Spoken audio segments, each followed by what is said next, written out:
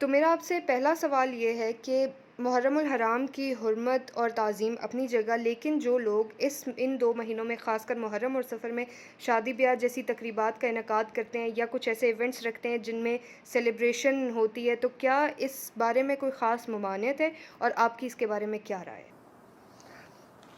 یہ وہ سوال ہے یا یہ ان سوالوں میں سے ایک ہے جس کی وجہ سے ہم نے یہ ویڈیو کی سیریز شروع کی ہے، کیونکہ میں نہ تو کوئی عالم ہوں، نہ کوئی مولانا مفتی ہوں، نہ میں کوئی دین کے حوالے سے اس طرح سے آپ کو ریفرنسز دے سکتا ہوں، اور نہ ہی میں دینا چاہتا ہوں، کیونکہ میری فیلڈ آف انٹرسٹ، میری فیلڈ آف ایکسپرٹیز جو ہیں وہ I am a student of philosophy. تو میں آپ کو فلسفے کی روح سے، ابھی تک میں اتنے خوبصورت اسکالرس کو دیکھتا ہوں جو اتنی اچھی باتیں کرتے ہیں، لیکن وہ فلسفے کے ایلیمنٹ کو ایڈ نہیں کرتے اپنی گفتگو میں.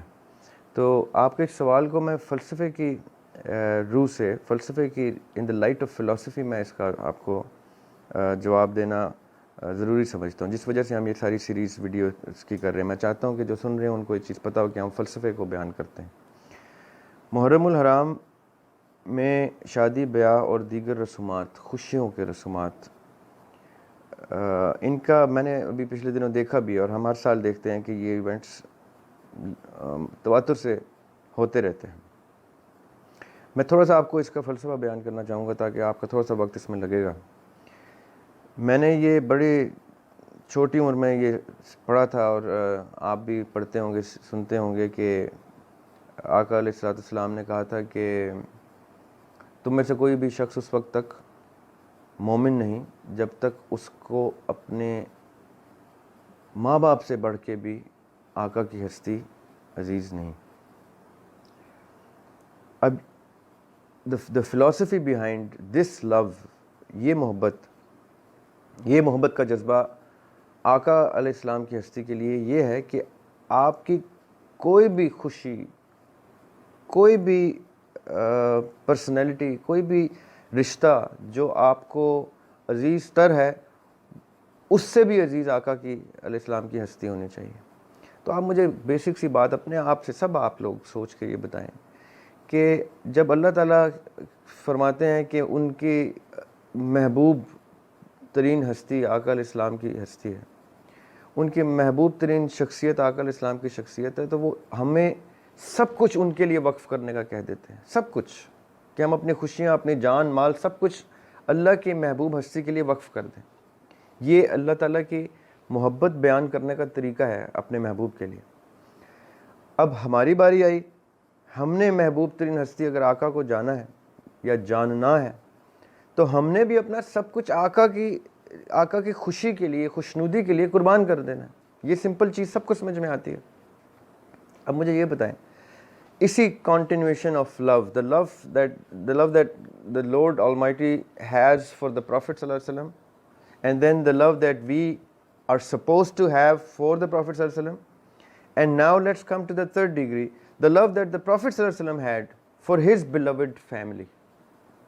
اب یہ بڑی سادہ سی بات ہے، یہ اگر آپ کو سمجھ میں آ جائے تو، کہ آقا علیہ السلام کو جو لوگ عزیز تر تھے، ان میں ان ناموں میں حضرت امام حسین علیہ السلام اور ان کی امیڈیٹ فیملی، ان کی صاحبزادی بی بی فاطمہ علیہ السلام، مولا علی علیہ السلام، یہ لوگ ان کے عزیز تر لوگ تھے.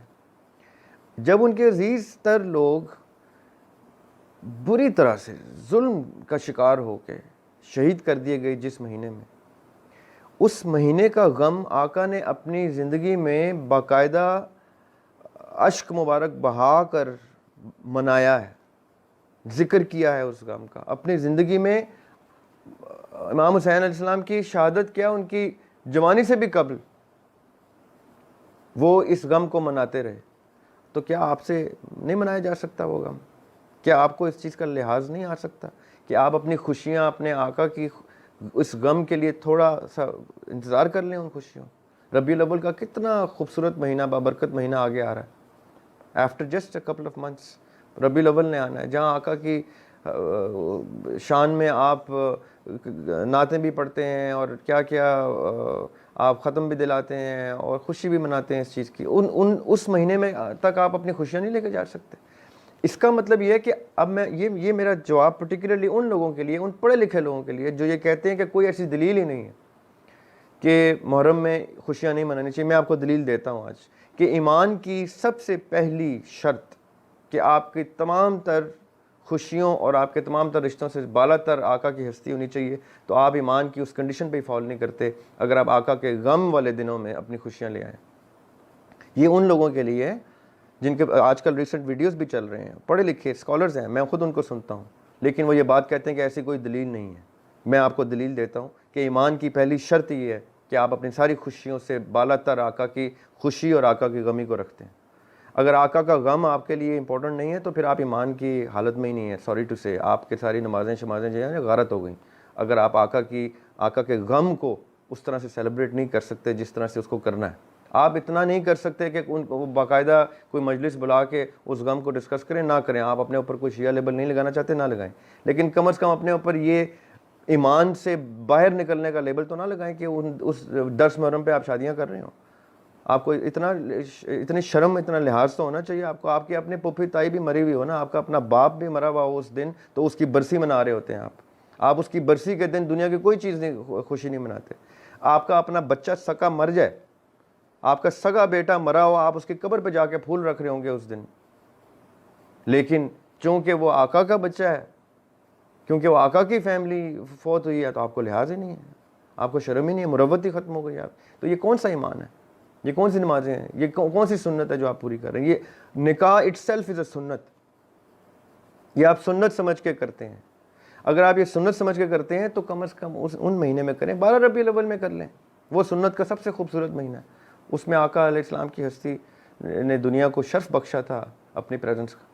تو آپ اس مہینے میں کریں، اور بہت سے مہینے ان مہینوں میں کریں. تو میں آپ کو دلیل کے ساتھ کہتا ہوں کہ ایمان کی کنڈیشن ہے کہ آقا کی ہستی، آقا کی خوشی اور غم کے اوپر آپ نے اپنا سب کچھ نچھاور کر دینا.